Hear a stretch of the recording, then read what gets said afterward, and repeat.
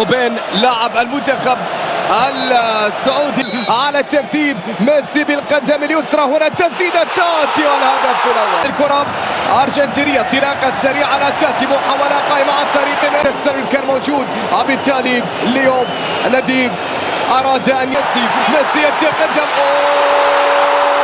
تسلل، يحتفل بثاني أهدافه وبثامن أهداف.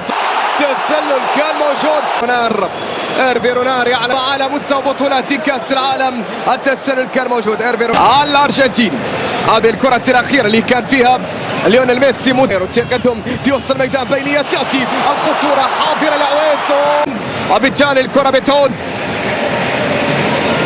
الهدف الذي ألغى، كان هناك تسلل؟ هل كان هناك تسلل؟ نعم. كشف في حالة التسلل بالنسبة لتقنية الفيديو.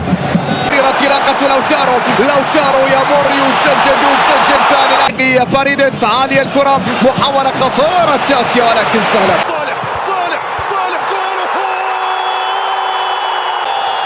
صالح توصل يتلاعب، استعدت الله.